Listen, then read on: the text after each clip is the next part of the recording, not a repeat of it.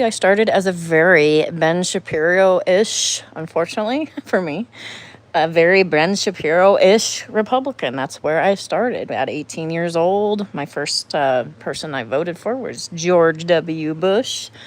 And I was in a very conservative Christian bubble, even though I'm Californian. I just want to say that. People make this assumption just because you're left, it's because that's how you're raised in your family or that's the culture of your state. Navy made that actual assumption on me, and I corrected him very quickly when we were debating back and forth back in uni server. He made the assumption that I'm just culturally Democrat and liberal because of where I come from in my state. But that is actually not the case. I actually was pretty. I know this is weird sounding, but Ben Shapiro is actually considered a moderate Republican. So I was in the moderate Republican line of thinking when I was a young person, and I slowly moved left. The first gateway drug to moving left was actually libertarian, and then it moved left and left and left and left. And libertarian at that time in the 90s was a little more left-leaning than right-leaning. Now libertarian tends to be right-leaning. And then eventually I just sort of went left. I am progressive in some ways, considered classical liberal in other ways. It just kind of depends on the issue. I don't think the Democratic Party is perfect. Hi, Lehman Seminary. I don't think the Democratic Party is perfect. I think that they're largely corporatists, but you know what's better than an oligarch worshiper and a tyrant king and a secret police of ICE? I'll take the corporatists any day over those guys. The only thing worse than corporatists are oligarchs. And Republicans have been largely pro-oligarch, and oligarch is actually frankly more frightening. They tend to be tied to big, huge turnovers like we saw in Germany, where all of a sudden oligarchs welcomed in and rushed in a dictator. And also there's less tug and pull with oligarchy, where with corporatists, there's at least tug and pull going back both directions a little bit more. Still have a problem with corporatists. I am against Citizens United. I'm against the APACs and all the PACs. Any of the PACs need to go. I am for campaign donation limitation, all that stuff, because part of the problem of politics is the swamp is corrupt because of one of two things. In the right, it's oligarchs and secret, sneaky bribes and gifts. And on the left, it's corporatists pulling money in and just dumping it into our politicians and essentially buying them off. So I am under no naivety that both parties have issues, but I am for sure saying there's only one party that's threatening a dictatorship right now. There's only one party that's going to destroy democracy as we know it. There's only one party that has a game plan to destroy everybody's personal rights under Project 25, and they're doing it piece by piece and bit by bit. And there's one party that's a big fat hypocrite party where the president of the United States calls Texas to say, hey, find me some more seats, y'all. Find me some more seats. And they do. And they don't do it through the electoral vote. They do it by just drawing the lines over again. And then these whiny little bitches, I just watched a video with the Speaker of the House, Moses Mikey, who thinks he's God's gift to us in the United States. He's going to lead us out of the desert into death. Moses Mikey is like, this is corruption.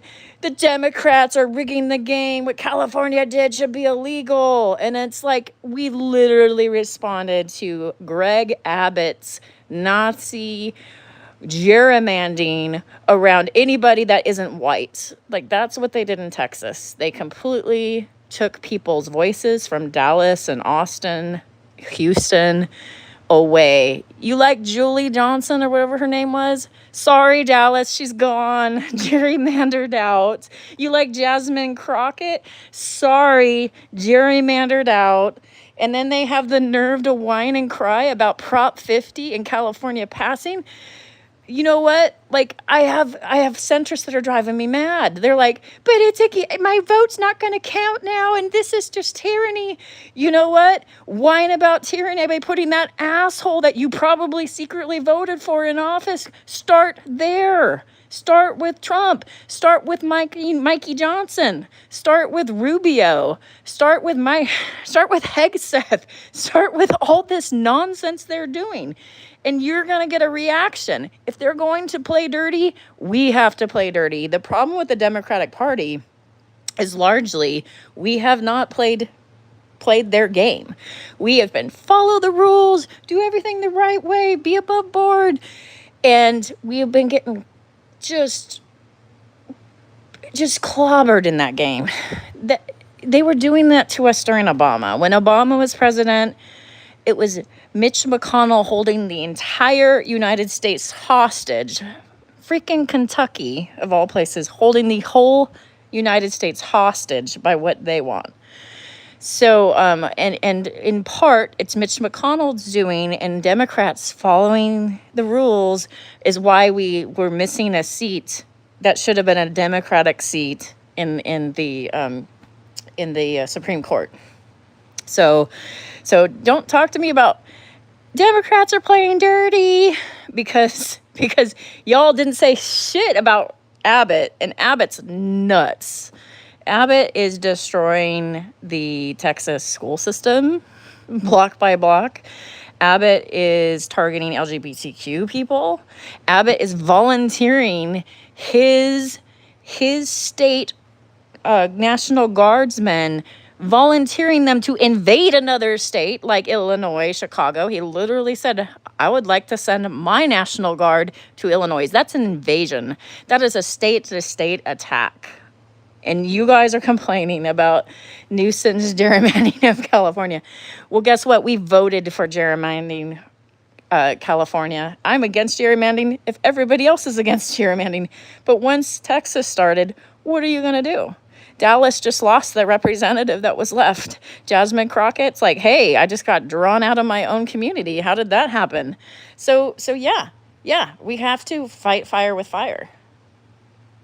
Abbott is Texas's governor. So we have to fight fire with fire in a way that I don't like it. Luckily, this provision 50 is temporary. It is in the writing that it's temporary. It's not permanent. It's not set in stone. For years now, I'd say like 15, 20 years or so, California has had like a independent way of drawing things out, which is not based on a single party, drawing the lines. And it has an independent oversight. This time we did an electoral vote where all the lines are just going to get redrawn. Right now, Trump is saying it's corrupt and unfair. Elon's saying on Twitter it's corrupt and unfair. Moses Mikey made a huge speech saying it was corrupt and unfair. Nobody's saying a damn word about Abbott. And if you are a libertarian or centrist and you're not saying a damn word about Abbott too, you're part of the problem, and it makes me think you voted with them as well. So here's the thing. You want to play dirty, you get a dirty game. I'm sick of going, let's follow the rules and see what happens. Well, it lost us a Supreme Court seat with Obama, thanks to Mitch McConnell holding the entire country hostage.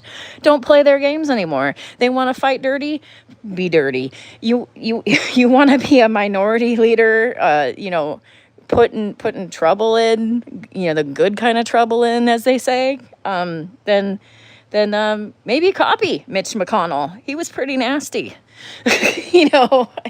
At this point, if they want to play dirty games, play it. And for years, we have not been playing it. We've been playing softball. We have been getting ran over.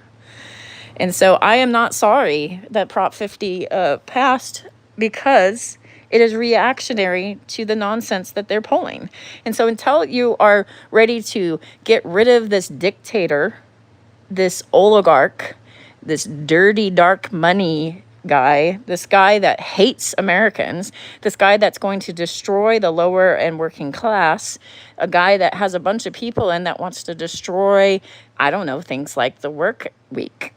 Vivek and Elon Musk want to get rid of the 40-hour work week. They say it's not good work ethic. Workers' rights were hard fought for. Your weekend was hard fought for. And then this healthcare thing, all the Republicans were obsessed with getting rid of Obamacare, getting rid of the ACA. Just rip it down, rip it down. It's terrible. It's awful. It made my rates go up. Oh my goodness. It initially made your rates go up because it forced everybody onto it. And then the insurance companies could not say no to pre-existing conditions. Do you want to go back to the days where if you have cancer, you can't ever switch insurance things? Heaven forbid if you lose your job because you'll never get insurance again. Do you want to do you want to go back to that? I don't want to go back to that. Do you want well, hospitals that used to get stuck with a lot of ER bills that now they're not as much stuck with, things like that. By repealing the ACA, they can now reject you for having a pre-existing condition. And Trump made it so that your medical bills now are going to go back onto your credit report. We took it off. He put it back on. So there's a big FU because they are now going to have your rates double and triple, which we had like a way to subsidize that and keep that from happening. But they just ripped it, got rid of it. Zero plans to do anything about it. When Moses Mikey was asked by, of all people, MTG, about it, Mikey's like, oh, I don't have a replacement. And now MTG's being a squeaky wheel, probably because she sees the writing on the wall that her own constituents are wanting to turn on her. Because they're like, hey, our healthcare, hey, our housing crisis, hey. And the Republicans have done nothing. I think their big plan is to just, the people that are sick, if they die, they die. I think that's their plan. I really do. I think that's what their plan is. And I think that it's very unchristianly of Moses Mikey, particularly, because I think he is the only one that we can talk about who's a real Christian, who's not. But I think he's the only one that actually performs Christianity in some way, even though it's a effed up version of it that I think is completely lost. But there's no way that Trump's a Christian in any form. He's just a liar. But Mikey supposedly is. And Mikey's saying, sorry, y'all, no plans. Sorry you're hungry about SNAP. No big deal. Bye.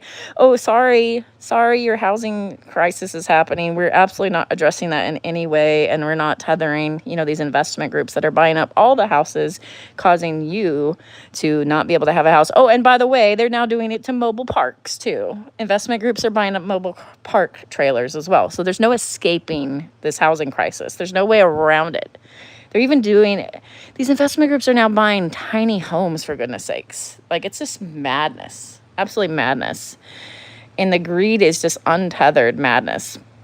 And then they're like, oh, shocker. This must be some voodoo magic thing where the Democrats are just like corrupt everywhere because, Virginia just flipped a whole bunch of seats within their state. And people are like freaking out about Virginia because 4 of them were considered safe seats and they're gone. Bomb. Well, maybe it's because people want to live and they're seeing that you're not helping them actually live. I don't know. Just a guess. Zebra, good to see ya. Good to see ya, Savage. Good to see ya. I'm not going to be on very long, but I was just going to say that Prop 50 passed. I think it's a good thing for a temporary measure. And the reason why I think it's a temporary measure is because we are fighting mobsters. The administration is a bunch of Talibangical mobsters. They're one or the other. They're either a Project 25 clone, which is its own head of the monster, or they're oligarch and dark enlightenment. Those are the 2 monsters that we have, and they're both in charge, and they both are going to devour and destroy the working class and the middle class, and they're happy about it. In this big, beautiful bill that we're stalling, or it was ACA repeals, which is going to double and triple your health insurance, which I can't afford. I'm going to be in a heck of a mess. And then also it's going to make AI untethered. unaccountable, untethered AI that's going to start tearing into people's jobs, particularly white collar workers, not blue collar workers. White collar workers are going to get either evolve or don't, but the workforce is going to get smaller. That's one thing that they can all say, is that the workforce is going to get smaller.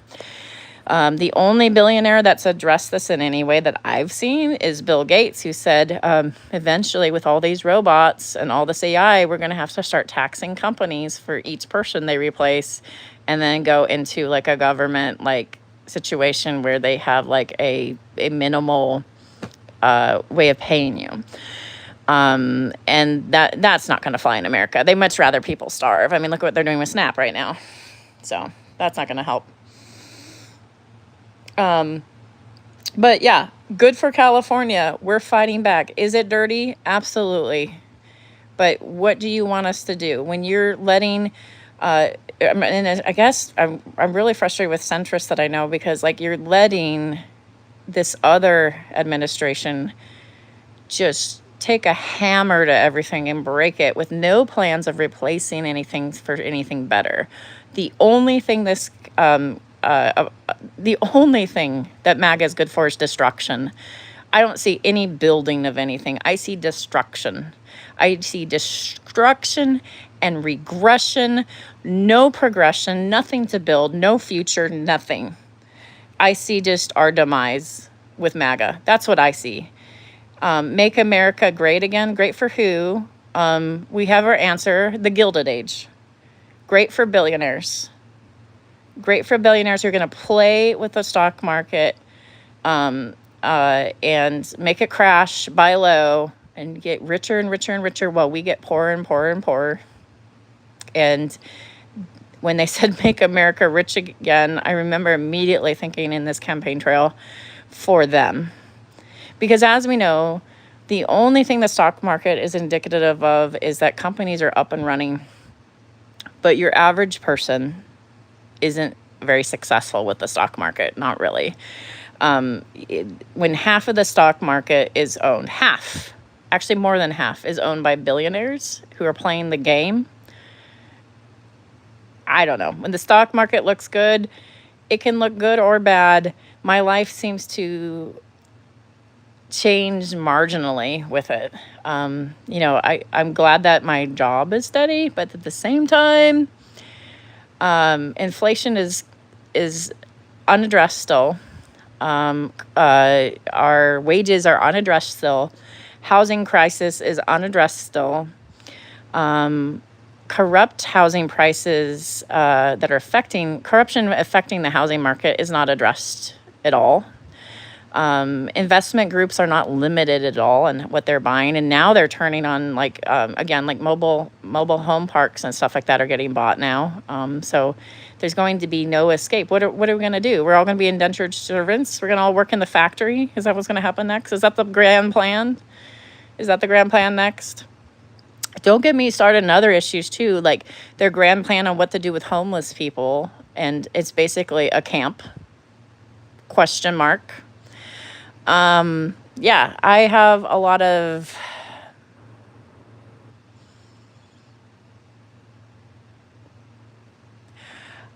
lot of grim viewpoints on what's happening to America right now.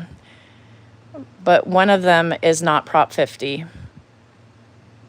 You play stupid games in the Republican Party, stupid games in centrist, stupid games in libertarian. You want to play stupid games and vote for this sort of crap like Trump, like Abbott, like any of these creeps, then you're going to win stupid prizes. I don't know what to tell you. But you negated my vote. Good. Until you stop voting for dictators, I'm happy negating your vote.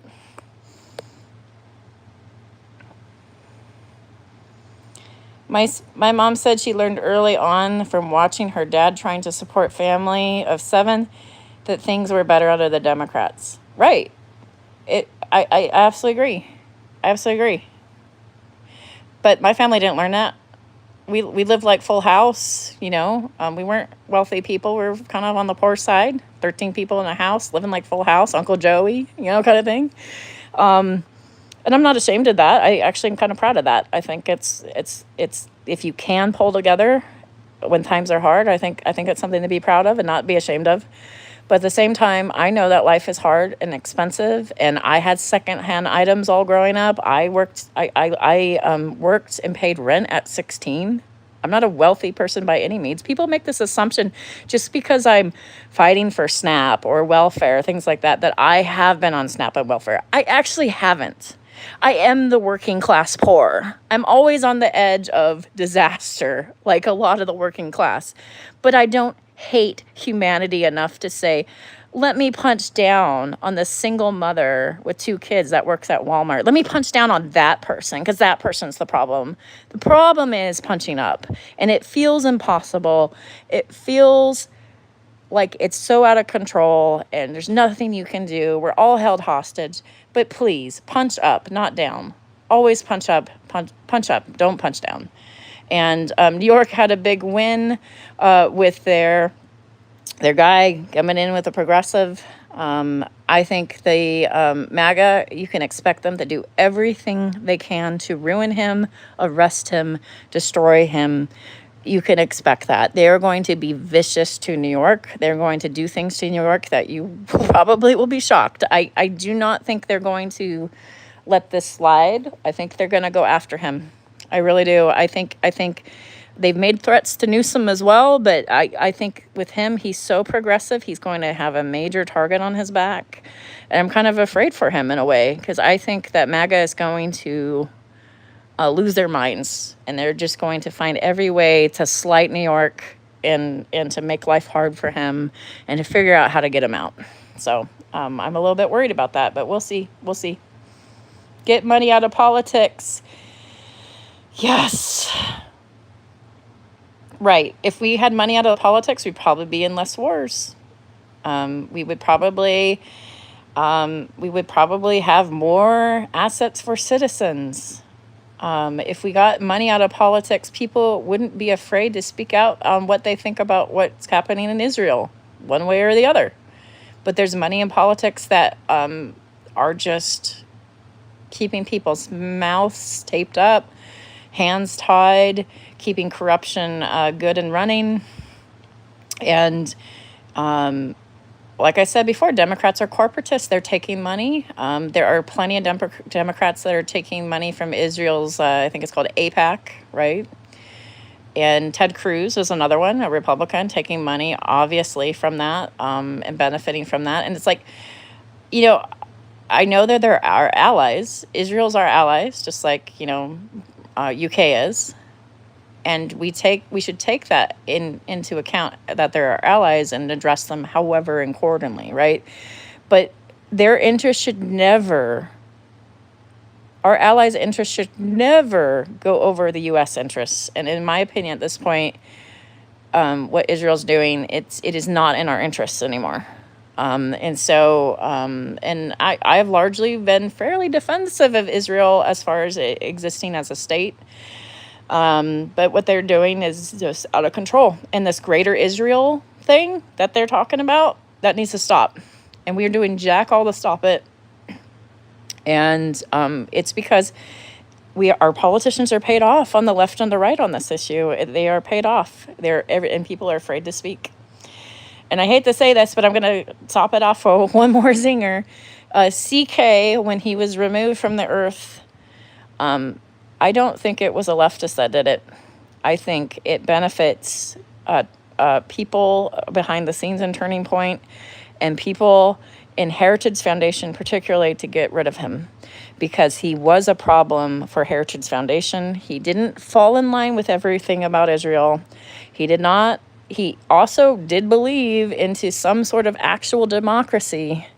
And so he was not right-wing enough and extreme enough for them. But that's my side note zinger that I'm going to leave you with. With that being said, I got to go. And till next time, I'm going to have some crazy rant. But no, really, truly. You want to play stupid games, win stupid prizes, was my answer about the California thing. Cry harder, Mike Johnson. Cry harder.